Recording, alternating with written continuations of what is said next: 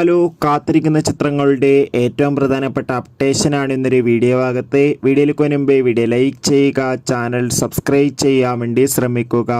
അമൽ നീരദിൻ്റെ സംവിധാനത്തിൽ കുഞ്ചാക്കോബൻ, അതോടുകൂടി തന്നെ ഫഹദ്, ജ്യോതിർമയ് എന്നൊക്കെ പ്രധാന കഥാപാത്രങ്ങളായ ചിത്രമായിരുന്നു ബോഗിൻവില്ല. ചിത്രത്തിനൊരു ആവറേജ് അഭിപ്രായം സ്വന്തമാക്കാൻ വേണ്ടി സാധിച്ചിട്ടുണ്ടായിരുന്നു.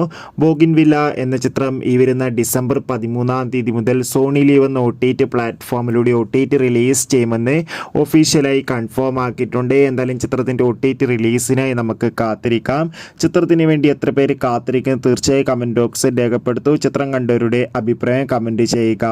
ബിജി മേനോൻ, അനുശ്രീ എന്നൊക്കെ പ്രധാന കഥാപാത്രങ്ങളായ ചിത്രമായിരുന്നു കഥ. ഇന്ന് വരെ ചിത്രത്തിന് അത്യാവശ്യം ഒരു ആവറേജ് അഭിപ്രായം സ്വന്തമാക്കാൻ വേണ്ടി സാധിച്ചിട്ടുണ്ടായിരുന്നു. ചിത്രത്തിൻ്റെ OTT അവകാശങ്ങളൊക്കെ മനോരമാക്സ് എന്ന OTT പ്ലാറ്റ്ഫോമാണ് സ്വന്തമാക്കിയിട്ടുള്ളത്. ചിത്രം ഡിസംബർ 13 OTT റിലീസ് ചെയ്യുമെന്ന് ഒഫീഷ്യലായി കൺഫേം ആക്കിയിട്ടുണ്ട്.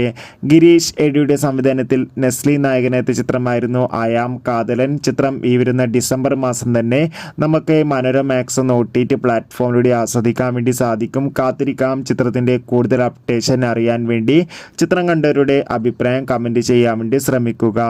ജോജു, ജുനൈസ്, സാഗർ എന്നൊക്കെ പ്രധാന കഥാപാത്രങ്ങളായ ചിത്രമായിരുന്നു പണി. ചിത്രത്തിന് അത്യാവശ്യം വിജയമൊക്കെ സ്വന്തമാക്കാൻ വേണ്ടി സാധിച്ചിട്ടുണ്ടായിരുന്നു. ബോക്സ് ഓഫീസിൽ മികച്ചൊരു കളക്ഷനും മികച്ചൊരു വിജയം തന്നെ സ്വന്തമാക്കിയിട്ടുണ്ട്.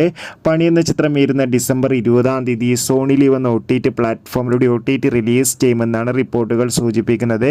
കാത്തിരിക്കാം പണി എന്ന ചിത്രത്തിൻ്റെ കൂടുതൽ അപ്ഡേഷൻ അറിയാൻ വേണ്ടി. അടുത്തതായി അറിയിക്കാൻ പോകുന്നത് അർജുൻ അശോകൻ നായകനായ ചിത്രമായിരുന്നു പല്ലൂട്ടി 90 കിഡ്സ്. ചിത്രം ഇരുന്ന ഡിസംബർ 18 OTT റിലീസ് ചെയ്യും.